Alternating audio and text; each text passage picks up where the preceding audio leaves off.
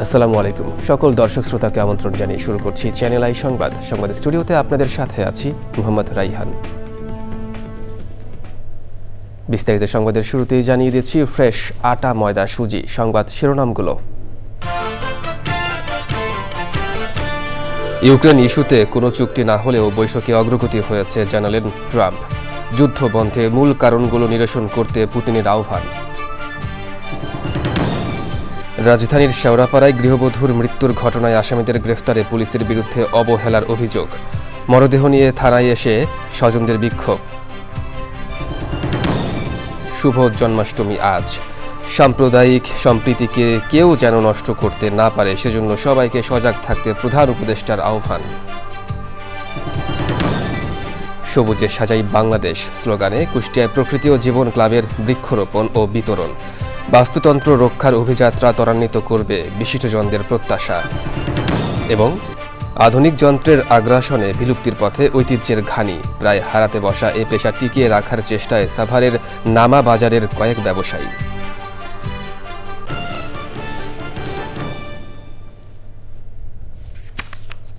সংবাদ শিরোনামগুলো জানাচ্ছিলাম। এখনকার এই সংবাদ আয়োজনে একই সঙ্গে চ্যানেল আইয়ের ইউটিউব চ্যানেল এবং চ্যানেল আইয়ের ওটিটি প্ল্যাটফর্ম আই স্ক্রিনে লাইভ স্ট্রিম হচ্ছে। এবার বিস্তারিত প্রসঙ্গ। ইউক্রেন ইস্যুতে মার্কিন প্রেসিডেন্ট ডোনাল্ড ট্রাম্প ও রাশিয়ার প্রেসিডেন্ট ভ্লাদিমির পুতিনের দীর্ঘ ৩ ঘণ্টার বৈঠক হয়েছে। বৈঠকের পর সংবাদ সম্মেলনে ট্রাম্প বলেন, একটি চুক্তি না হওয়া পর্যন্ত আর কোনো চুক্তি নয়, তবে আলোচনা ফলপ্রসূ অগ্রগতি হয়েছে। পুতিন বলেছেন, ইউক্রেন যুদ্ধ বন্ধের জন্য এই যুদ্ধের মূল কারণগুলো নিরসন করতে হবে, তবে এই সংক্রান্ত বিষয়ে বিস্তারিত কিছু উল্লেখ করেননি। বিস্তারিত সুব্রত গাইনের রিপোর্টে। ইউক্রেন ইস্যু নিয়ে পুরো বিশ্বই যেন তাকিয়েছিল মার্কিন প্রেসিডেন্ট ডোনাল্ড ট্রাম্প ও রুশ প্রেসিডেন্ট ভ্লাদিমির পুতিনের বৈঠকের উপর। শেষ পর্যন্ত বৈঠক ঠিকই হয়েছে, তবে ইউক্রেন যুদ্ধবন্ধে তেমন অগ্রগতি হয়নি। স্থানীয় সময় শুক্রবার আলাস্কায় এলমেনডর্ফ রিচার্ডসন সামরিক ঘাঁটিতে ট্রাম্প ও পুতিনের দ্বিপক্ষীয় বৈঠক শুরু হয়। 2019 সালের পর মুখোমুখি বৈঠক করেন ট্রাম্প ও পুতিন। প্রায় 3 ঘণ্টা বৈঠকের পর যৌথ সংবাদ সম্মেলনে কথা বলেন দুই দেশের প্রেসিডেন্ট।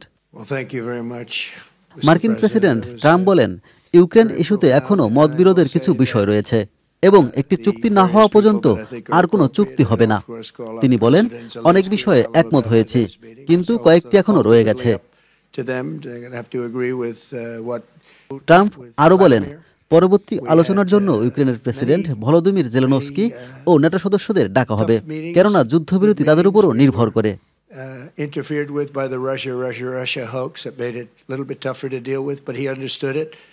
রুশ প্রেসিডেন্ট ভ্লাদিমির পুতিন বলেন, একটি স্থায়ী ও দীর্ঘমেয়াদী সমাধানের জন্য এই সংঘাতের মূল কারণগুলো নিরসন করতে হবে।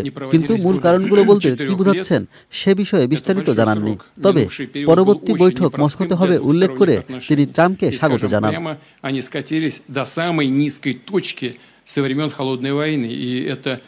দীর্ঘ বৈঠকে সমাধান না আসায় 3 বছর ধরে চলতে থাকা ইউক্রেন যুদ্ধ বন্ধে বিশ্বকে তাকিয়ে থাকতে হবে পরবর্তী ট্রাম্প ও পুতিনের বৈঠকের দিকে। সুব্রত গাইন, চ্যানেল আই। রাজধানীর শেওড়াপাড়ায় নিজ বাসায় গৃহবধূ ফাহমিদা তাহসিন কেয়ার মৃত্যুর ঘটনায় আসামিদের ধরতে পুলিশের অবহেলার অভিযোগ তুলেছেন স্বজনরা। শুক্রবার সন্ধ্যায় কেয়ার মরদেহ নিয়ে মিরপুর মডেল থানায় বিক্ষোভ করেন স্বজনরা। পরে সংবাদ সম্মেলন করেন তারা। যাযাবন মিন্টুর রিপোর্ট। বুধবার রাতে রাজধানীর শেওড়াপাড়ায় নিজ বাসায় গৃহবধূ ফাহমিদা তাহসিন কেয়ার মৃত্যু হয়। বাবার বাড়ির স্বজনদের অভিযোগ, পারিবারিক কলহের জেরে তার স্বামী সিফাত আলী সহ শ্বশুরবাড়ির লোকজন কেয়াকে হত্যা করে।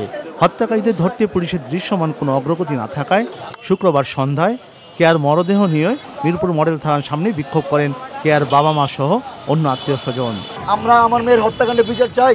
এই পুলিশের অসহযোগিতার কারণে আমরা গতকালকে আমার মেয়ের লাশ আমরা দাফন কাফন করতে পারি না, জানাজা করতে পারি নাই। যেহেতু আমার মেয়ের দাফন কাফন জানাজা করতে পারবো না, আজকে আমার নাতি নাতর যারা ছিল এদেরকে পুলিশ বলছে আমাদেরকে হস্তান্তর করবে এবং পুলিশ আমাদেরকে বলছে যে আপনারা জান আমরা ফোর্স দিয়ে আসতেছি, পুলিশ যায় নাই।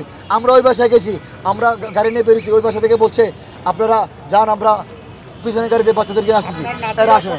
অভিযোগের বিষয়ে পুলিশের কাছে জানতে চাইলে তারা জানান মামলার তদন্ত চলছে, ময়নাতদন্তের রিপোর্টে জানা যাবে মৃত্যুর কারণ। পুলিশের একাধিক টিম কাজ করছে। আমরা ঘটনাটা শুনেছি গতকালকে, তো সারাদিন আমরা আমাদের এই লাশের প্রক্রিয়া নিয়েছিলাম, তারপরে মামলা হলো রাত্রে। আজকে ওনাদের এই বাচ্চা রিকভারি বিষয়ে আমরা সারাদিন আমাদেরকে ব্যস্ত রেখেছে। তো আমরা আমাদের টিম কাজ করছে, একাধিক টিম কাজ করছে, আমরাও কাজ করছি। হ্যাঁ, ফলাফল আমরা আপনাদেরকে অবশ্যই আমরা জানাবো, আমাদের চেষ্টা অব্যাহত আছে। বিক্ষোভ ও সংবাদ সম্মেলনের পর ওই গৃহবধূর 4 সন্তানকে স্বজনদের হেফাজতে দিয়েছে মিরপুর মডেল থানা পুলিশ। যাযাবর মিন্টু, চ্যানেল আই, ঢাকা। সনাতন ধর্মাবলম্বীদের আরাধ্য ভগবান শ্রীকৃষ্ণের জন্মতিথি ও শুভ জন্মাষ্টমী আজ। দেশের হিন্দু সম্প্রদায় ধর্মীয় ভাব গাম্ভীর্য ও আনন্দ উৎসবের মধ্য দিয়ে জন্মাষ্টমী পালন করবেন। হিন্দু পুরাণ মতে ভগবান শ্রীকৃষ্ণ ভাদ্র মাসের কৃষ্ণপক্ষের অষ্টমী তিথিতে জন্মগ্রহণ করেন। জন্মাষ্টমী উপলক্ষে বাংলাদেশ পূজা উদযাপন পরিষদ, মহানগর সর্বজনীন পূজা কমিটি ও ইসকন সহ বিভিন্ন সামাজিক, সাংস্কৃতিক ও ধর্মীয় সংগঠন ব্যাপক কর্মসূচি গ্রহণ করেছে। এ উপলক্ষে মহানগর পৌর সর্বজনীন পূজা কমিটি ঢাকেশ্বরী জাতীয় মন্দিরে কেন্দ্রীয়ভাবে কর্মসূচি গ্রহণ করেছে। কর্মসূচির মধ্যে রয়েছে আগামীকাল সকাল 8টায় দেশ ও জাতির মঙ্গল কামনায় গীতাযজ্ঞ ও বিকেল 3টায় ঐতিহাসিক জন্মাষ্টমী মিছিল ও রাতে শ্রীকৃষ্ণ পূজা। এছাড়া বিকেল 3টায় পলাশীর মোড়ে ঐতিহাসিক কেন্দ্রীয় জন্মাষ্টমী মিছিলের উদ্বোধন হবে। এই মিছিল উদ্বোধন করবেন সেনাপ্রধান জেনারেল ওয়াকারুজ্জামান। এছাড়াও নৌবাহিনী প্রধান অ্যাডমিরাল মোহাম্মদ নাজমুল হাসান, বিমান বাহিনী প্রধান air chief marshal Hasan Mahmud Khan এবং নবম পদাতিক ডিভিশনের GOC major general Mohammad Moin Khan অনুষ্ঠানে উপস্থিত থাকবেন। জন্মাষ্টমী উপলক্ষে দ্বিতীয় দিনে মঙ্গলবার বিকেল 3টায় আলোচনা সভা হবে। প্রধান উপদেষ্টা ডক্টর মোহাম্মদ ইউনূস শুভ জন্মাষ্টমী উপলক্ষে দেওয়া বাণীতে বলেছেন, ছাত্র শ্রমিক জনতার ঐতিহাসিক গণ অভ্যুত্থানের মাধ্যমে গঠিত অন্তর্বর্তী সরকার সম্প্রীতির এই বন্ধনকে অটুট রাখতে বদ্ধপরিকর। তিনি বলেন, সমাজে বিদ্যমান শৃঙ্খলা, ভ্রাতৃত্ববোধ ও সাম্প্রদায়িক সম্প্রীতিকে কেউ যেন নষ্ট করতে না পারে, সেজন্য সকলকে সজাগ থাকতে হবে। তিনি দেশের সনাতন ধর্মাবলম্বী সকলকে আন্তরিক শুভেচ্ছা ও অভিনন্দন জানিয়েছেন। তিনি বলেন, সাম্প্রদায়িক সম্প্রীতি সংস্কৃতির অনন্য বৈশিষ্ট্য। আবহমান কাল থেকে এদেশের মানুষ সাম্প্রদায়িক সম্প্রীতি বজায় রেখে নিজ নিজ ধর্ম পালন করছে। শ্রীকৃষ্ণের আদর্শ ও শিক্ষা পারস্পরিক সৌহার্দ্য ও ভ্রাতৃত্বের বন্ধনকে আরও সুদৃঢ় করবে বলে উল্লেখ করে প্রধান উপদেষ্টা সকলকে সম্মিলিত প্রচেষ্টায় সাম্প্রদায়িক সম্প্রীতিতে ভরপুর বৈষম্যমুক্ত এক নতুন বাংলাদেশ গড়ার আহ্বান জানান। শুভ জন্মাষ্টমী উপলক্ষে হিন্দু ধর্মাবলম্বীদের আন্তরিক প্রীতি ও শুভেচ্ছা জানিয়েছেন বিএনপির ভারপ্রাপ্ত চেয়ারম্যান তারেক রহমান। বাণীতে তারেক রহমান বলেন, আবহমান কাল ধরে এই জন্মাষ্টমী উৎসবটি যথাযোগ্য মর্যাদায় পালিত হয়ে আসছে। উৎসব সার্বজনীন ও সম্প্রদায়গত বিভাজনকে সংযুক্ত করে মানুষকে ঐক্য ভ্রাতৃত্বের নিবিড় বন্ধনে আবদ্ধ করে, মানব সমাজকে এক শক্ত ভিত্তির উপর দাঁড় করায়। তিনি আরও বলেন, সকল ধর্মের মর্মবাণী সম্প্রীতি, মানব কল্যাণ ও শান্তি প্রতিষ্ঠা করা। শ্রীকৃষ্ণের বাণী ও কৃতকর্ম অনুসরণে অত্যাচারের বিরুদ্ধে প্রতিরোধের শিক্ষা থেকে অসহায় ও মজলুম মানুষ প্রেরণা লাভ করবে। বিএনপি সম্প্রীতির বন্ধন অটুট রাখতে দৃঢ় অঙ্গীকারবদ্ধ। জুরাইনের একটি ডাস্টবিনে ফেলে দেওয়া হয় এক নবজাতককে। আর জন্মের সময় মায়ের মৃত্যু, তার উপর চতুর্থ কন্যা সন্তান হওয়ায় দরিদ্র পিতা নিতে চাননি আরেক শিশু সন্তানকে। সবার ভালোবাসায় এখন এই 2 শিশু বড় হয়ে উঠছে একটি হাসপাতালে। মোস্তফা মল্লিকের রিপোর্ট। গত বছরের 29শে ডিসেম্বর যাত্রাবাড়ির নবজাতক হাসপাতালে আনা হয় ডাস্টবিন থেকে উদ্ধার করা এক নবজাতককে। হাসপাতালে নেয়ার পরই লাইফ সাপোর্টে রাখা হয় তাকে। নাম দেওয়া হয় মুগ্ধ। জীবন মৃত্যুর সন্ধিক্ষণে থাকা এই ছোট্ট প্রাণের চোখের আলো প্রায় নিভে এসেছে। রয়েছে থাইরয়েড ও নিউরোলজির জটিল সমস্যা। দরকার অনেক অর্থ, অনেক যত্ন। বিশেষজ্ঞ বোর্ডের তত্ত্বাবধানে চলছে তার চিকিৎসা ও লালন পালন। এখন মুগ্ধের বয়স 8 মাস। তার হাসি ভরিয়ে দেয় ওয়ার্ডের সবার মন। ঢাকা মেডিকেল কলেজ হাসপাতালে জন্মের সময় মা হারায় আরেক নবজাতক। রিকশা চালক বাবা 3 কন্যার জনক নবজাতককে নিতে অস্বীকৃতি জানান। আশ্রয় হয় এই হাসপাতালে। নাম রাখা হয় ফারিস্তা। জন্মের দ্বিতীয় দিনেই ফারিস্তাকে নিতে হয় লাইফ সাপোর্টে। এ পর্যন্ত দেয়া হয়েছে 12 ব্যাগ রক্ত। নিবেদিত চিকিৎসায় ফারিস্তা এখন অনেকটাই সুস্থ। ফারিস্তার জন্ম হয় ঢাকা মেডিকেল কলেজে। ওর জন্মের সময় ওজন ছিল তার 1400 গ্রাম। সাথে সাথে ওকে লাইফ সাপোর্টে দেওয়া হয়। 29 দিন সে লাইফ সাপোর্টে ছিল। মুগ্ধর ইতিহাসটা আরও কঠিন। মুগ্ধর জন্মের সময় ওজন ছিল তার 900 গ্রাম। সে ছিল পলিথিনে, একটা ডাস্টবিনে ছিল জুরান এলাকা। ওইখান থেকে তাকে নিয়ে আসা হয়। ওইখানে সে অলমোস্ট মৃত পর্যায়ে ছিল। তাকেও লাইফ সাপোর্টে রাখা হয়। সমাজের প্রতিটি মানুষ যেন তাদেরকে দোয়া করে, কারণ তারা আমাদের এই সন্তান। 2 শিশুকে দত্তক নেয়ার আগ্রহ জানিয়ে পৃথক আবেদন জমা দিয়েছেন কয়েক হাজার দম্পতি। জীবনের শুরুর দিনে আপনজন এবং প্রিয়জনকে হারিয়েছে এই শিশু দুটো। তাদের জীবন শুরু হয়েছে একেবারেই অন্যরকম ভাবে। বিশাল এই হাসপাতালের বিশাল কক্ষের ছোট্ট এক কোণে তারা বাবা মা যেভাবে আদর যত্ন করত, ঠিক এভাবে চিকিৎসক এবং সেবক সেবিকাদের পরম মমতায় তারা বেড়ে উঠছে। হাসপাতালের চিকিৎসকরা বলছেন এই শিশু দুটোর শুধু শরীরের চিকিৎসা নয়, ভালোবাসার চিকিৎসাও চলছে। এই শিশু দুটো যাতে বেঁচে থাকে এবং খুব সুন্দর একটা সমাজ পায়, সেই প্রত্যাশাই করছেন এই হাসপাতালের সবাই। ঢাকার কিছুটা দূরে নবজাতক হাসপাতাল থেকে মোস্তফা মল্লিক, চ্যানেল। সবুজে সাজাই বাংলাদেশ এই স্লোগানে নিরাপদ ধরিত্রী বিনির্মাণের প্রত্যয়ে কুষ্টিয়ায় বৃক্ষরোপণ ও বিতরণ করেছে প্রকৃতি ও জীবন ক্লাব। জনপ্রিয় মোবাইল নেটওয়ার্ক অপারেটর বাংলালিংকের সহযোগিতায় বর্ষা জুড়েই চলবে সবুজ উৎসব। এমন উদ্যোগে বাস্তুতন্ত্র রক্ষার অভিযাত্রা ত্বরান্বিত করবে বলে মত বিশিষ্টজনদের। আনিসুজ্জামান ডাবলুর তথ্য ভিডিও চিত্রে মোশাহিদ রনির রিপোর্ট।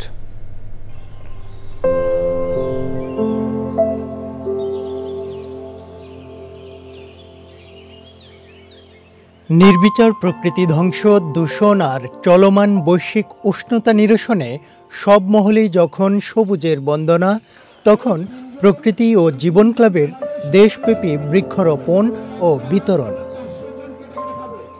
এরই ধারাবাহিকতায় কুষ্টিয়াতে বাংলালিংকের সহযোগিতায় বৃক্ষরোপণের পাশাপাশি কুষ্টিয়া কালেক্টরেট স্কুলের সহস্রাধিক শিক্ষার্থীর মাঝে বিতরণ করা হয়েছে নানা পদের দেশীয় গাছের চারা। সবুজে সাজাই বাংলাদেশ এই প্রতিপাদ্যে কুষ্টিয়ায় বৃক্ষরোপণ কর্মসূচি পালন করেছে প্রকৃতি জীবন ক্লাব। এই যে গাছ আমরা লাগাই, এই গাছের যে কত ধরনের উপকারিতা সেটা কিন্তু বলে শেষ করা যায় না। 1 একর বন কার্বন ডাই অক্সাইড শুষে নিচ্ছে 6 টন, আর 4 টন অক্সিজেন তৈরি করছে। ভাবা যায় এই ধরনের একটি বিশাল কাজ করছে আমাদের চোখের অন্তরালে। আসুন এই বর্ষায় আমরা হাতে হাত মিলিয়ে সারা বাংলাদেশে এই বৃক্ষরোপণ কর্মসূচিকে এগিয়ে নিয়ে যাই এবং বাংলাদেশটাকে সবুজে ছেয়ে ফেলি। হরেক রকম দেশীয় ফলদ, বনজ ও ঔষধি গাছের চারা পেয়ে উচ্ছ্বসিত শিক্ষার্থীরা। গাছ আমাদের প্রচুর অক্সিজেন দেয়, এই গাছ ছাড়া আমরা বাঁচতে পারি না। পৃথিবীতে গাছ ছাড়া কিছুই নেই। গাছ আমাদের বেঁচে থাকার জন্য একটা গুরুত্বপূর্ণ অংশ হিসেবে কাজ করে। আমরা গাছ পেয়েছি, গাছ পেয়ে অনেক আনন্দিত। জলবায়ু পরিবর্তনের অভিঘাত মোকাবেলায় প্রকৃতি ও জীবন ক্লাবের দেশব্যাপী এমন মহতী উদ্যোগ আরও সম্প্রসারণের দাবি বিশিষ্টজনদের। এই কর্মযজ্ঞ যে সারা বাংলাদেশব্যাপী যে প্রকৃতি ও জীবন ক্লাব করছে, এটা নিঃসন্দেহে প্রশংসনীয় দাবিদার। আমাদের প্রত্যেকটি শ্রেণী পেশাকেই এই ধরনের উদ্যোগে আগ্রহী হওয়া উচিত। আর যেহেতু চ্যানেল আই এই কাজটি করছে, চ্যানেল আইকে আমার ব্যক্তিগত পক্ষ থেকে এবং আমাদের এই স্কুলের পক্ষ থেকে আমি ধন্যবাদ জানাচ্ছি। শুধু বৃক্ষরোপণে থেমে না থেকে দীর্ঘমেয়াদে পরিচর্যা ও সংরক্ষণের পাশাপাশি নিজেদের চারপাশ দূষণমুক্ত রাখার প্রয়োজনীয়তা তুলে ধরেন উপস্থিত সুধীজনরা। Mashahid Roni, channel I. গরু বা বলদ টেনে চালাচ্ছে কাঠের ঘানি, ফোঁটা ফোঁটা বের হচ্ছে সরিষার তেল। এটি ছিল প্রাচীন বাংলার এক সময়ের পরিচিত দৃশ্য। ঘানি ভাঙা তেলের স্বাদ, গন্ধ আর পুষ্টিগুণ ছিল অতুলনীয়। কিন্তু সময়ের সাথে সাথে আধুনিক যন্ত্রের আগ্রাসনে ঘানি এখন খুব একটা চোখে পড়ে না। তবে কেউ কেউ এখনও ধরে রাখার চেষ্টা চালিয়ে যাচ্ছেন পুরনো ঐতিহ্যময় এই পেশাকে। বিস্তারিত শাইখ সিরাজের রিপোর্টে।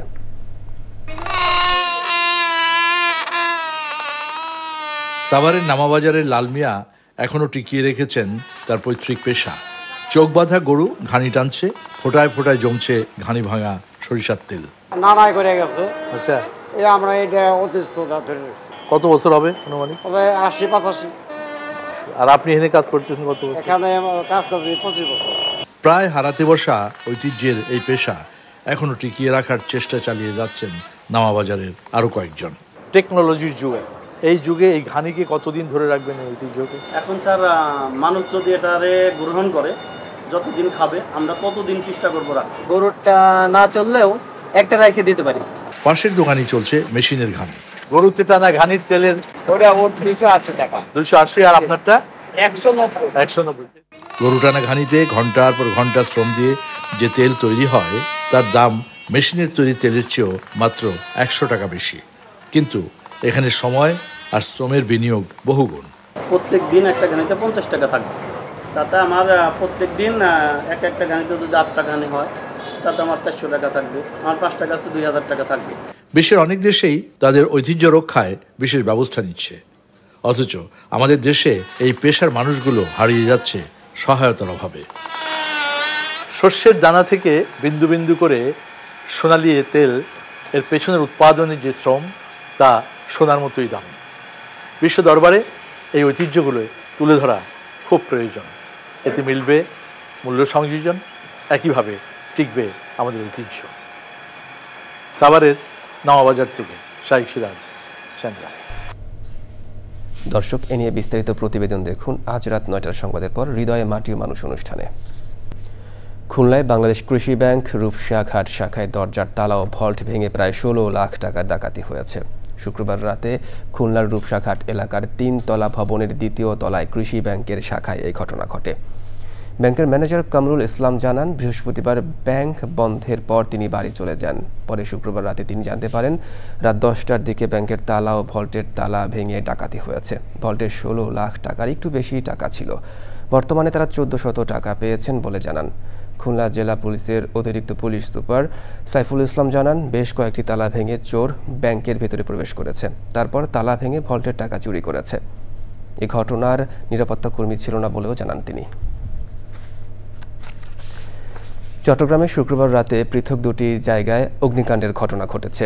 প্রথম অগ্নিকাণ্ডের ঘটনা ঘটে রাত 9টায় সীতাকুণ্ডের ভাটিয়ারি মাদাম বিবির হাটের কামাল স্টিল মার্কেটে ও দ্বিতীয়টি বাকুলিয়া এক্সেস রোডের পাশে ছুটের গুদাম ও প্লাস্টিক কারখানায়। স্থানীয়রা ও ফায়ার সার্ভিস জানায়, ভাটিয়ারির পুরাতন স্ক্র্যাপ জাহাজের মেরিন আইটেম মালামালের মার্কেটে সিলিন্ডার বিস্ফোরণে আগুনের ঘটনা ঘটে। আগুন মুহূর্তে পুরো মার্কেটে ছড়িয়ে পড়লে মার্কেটে থাকা গ্যাস সিলিন্ডার, অক্সিজেনের বোতল বিস্ফোরণ ঘটতে থাকে।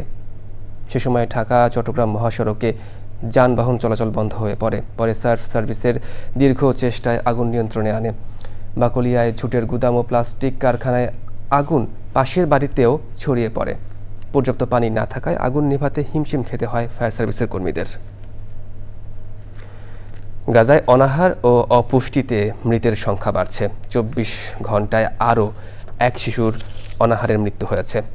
এ নিয়ে মৃতের সংখ্যা 240 জনে দাঁড়িয়েছে, যার মধ্যে 107 জন শিশু রয়েছে।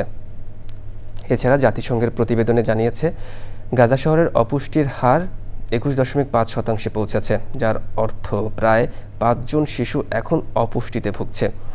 এমনকি গাজায় 40 ডিগ্রি সেলসিয়াস তাপপ্রবাহ চালায়। পানির প্রাপ্যতার কারণে পানির শূন্যতা বৃদ্ধি পাচ্ছে। গাজার স্বাস্থ্য মন্ত্রণালয় জানিয়েছে, গাজায় একদিনে ইসরায়েলি হামলায় 17 জন ত্রাণ প্রার্থী সহ কমপক্ষে 41 জন ফিলিস্তিনি নিহত হয়েছেন। এদিকে দক্ষিণ লেবাননের নাবাতিহ শহরের উপকণ্ঠে আলী আল তাহির এলাকায় বিমান হামলা চালিয়েছে ইসরায়েল। হামলায় বেশ কয়েকটি ক্ষেপণাস্ত্র ব্যবহার করার কথাও জানিয়েছে সংবাদ মাধ্যম CNN। তবে ক্ষয়ক্ষতি বা হতাহত হয়েছে কিনা তা এখনও জানা যায়নি। এবার কৃষি সংবাদ।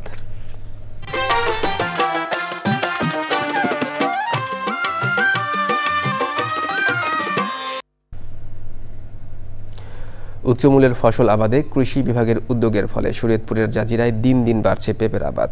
গত বছরের তুলনায় এবার উপজেলায় 10 হেক্টর জমিতে পেঁপে চাষ হয়েছে। অন্য ফসলের তুলনায় ঝুঁকি কম ও লাভজনক হওয়ায় কৃষকও আগ্রহী হচ্ছেন। শরীয়তপুর প্রতিনিধি SM মুজিবুর রহমানের রিপোর্ট। মাঠে গাছে গাছে ঝুলছে পেঁপে। জাজিরার এমন দৃশ্যে শুধু চোখ জুড়িয়ে যায় না, কৃষকের চোখেও তৃপ্তির হাসি ছড়িয়ে আছে। মাঠ পর্যায়ে কৃষি বিভাগের প্রশিক্ষণ, পরামর্শ ও সার্বিক সহায়তায় পেঁপে আবাদে অন্যান্য ফসলের তুলনায় অর্থনৈতিকভাবে বেশি লাভবান হচ্ছেন কৃষক। প্রতি বিঘা জমিতে 60 থেকে 70 হাজার টাকা খরচ করে বিক্রি করছেন 2.5 থেকে 3 লাখ টাকা। আগে আমাদের গ্রামে পেঁপে আসলো না, এখন 5-6 বছর ধরে পেঁপে আসছে, আমাদের লাভবান আছি আমরা পেঁপে চাষ করে। পেঁপে চাষটা আমাদের দেশে আসার পরে আমরা পেঁপে চাষ করে এখন আগের চেয়ে লাভবান বেশি হতে পারছি আমরা। 60-70 হাজার টাকা খরচ হয় বিঘায়, আর বাজার কম দিকে 2.5 লাখ বেচতারি, আর যদি একটু বাজারে আরো বেশি বেচতারি। আমরা পেঁপে লাগাই যদি কোনো ক্ষয়ক্ষতি না হয় 3 বছর পর্যন্ত ভালো ফলন পাওয়া যায়। আমি 1.5 বিঘা জমি পেঁপে আবাদ করছি, 15 দিন পর 100 মণ পেঁপে তুলে পাইকারি বিক্রি করে দিই। জমির ধরন ও জমির উপযোগিতা অনুযায়ী উচ্চ মূল্যের ফসল আবাদে কৃষকদের অধিক লাভবান করতে কাজ করে যাচ্ছে কৃষি বিভাগ। মাঠ পর্যায়ের কর্মকর্তারা সে লক্ষ্যে কৃষকদের প্রয়োজনীয় পরামর্শ ও সহায়তা প্রদান করছে, যাতে করে যে জমিতে পেঁপে বেশি হয় সে জমিতে পেঁপে, যে জমিতে করলা বেশি হয় সে জমিতে করলা, যে জমিতে আখ বেশি হয় সে জমিতে আখ উৎপাদন করে কৃষক অর্থনৈতিকভাবে স্বাবলম্বী হতে পারে। গত বছর জাজিরায় 45 হেক্টর জমিতে পেঁপে আবাদ হলেও এবার আবাদ হয়েছে 55 হেক্টর জমিতে। শরীয়তপুর থেকে SM Mujibur Rahman, channel I. দর্শক, সংবাদ শেষ করব, তবে যাবার আগে ফ্রেশ আটা, ময়দা, সুজি সংবাদ শিরোনামগুলো জানিয়ে দিচ্ছি আরও একবার। ইউক্রেন ইস্যুতে কোনো চুক্তি না হলেও বৈঠকে অগ্রগতি হয়েছে জানালেন ট্রাম্প। যুদ্ধ বন্ধে মূল কারণগুলো নিরসন করতে পুতিনের আহ্বান। রাজধানীর শেওড়াপাড়ায় গৃহবধূর মৃত্যুর ঘটনায় আসামিদের গ্রেফতারে পুলিশের বিরুদ্ধে অবহেলার অভিযোগ। মরদেহ নিয়ে থানায় এসে স্বজনদের বিক্ষোভ। শুভ জন্মাষ্টমী আজ। সাম্প্রদায়িক সম্প্রীতিকে কেউ যেন নষ্ট করতে না পারে, সেজন্য সবাইকে সজাগ থাকতে প্রধান উপদেষ্টার আহ্বান। সবুজে সাজাই বাংলাদেশ স্লোগানে কুষ্টিয়ায় প্রকৃতি ও জীবন ক্লাবের বৃক্ষরোপণ ও বিতরণ। বাস্তুতন্ত্র রক্ষার অভিযাত্রা ত্বরান্বিত করবে বিশিষ্টজনদের প্রত্যাশা। এবং আধুনিক যন্ত্রের আগ্রাসনে বিলুপ্তির পথে ঐতিহ্যের ঘানি, প্রায় হারাতে বসা এ পেশা টিকিয়ে রাখার চেষ্টায় সাভারের নামা বাজারের কয়েক ব্যবসায়ী।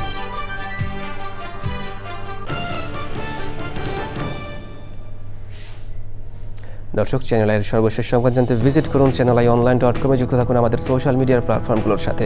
পরবর্তী শীর্ষ খবর দেখার আমন্ত্রণ। ধন্যবাদ সবাইকে।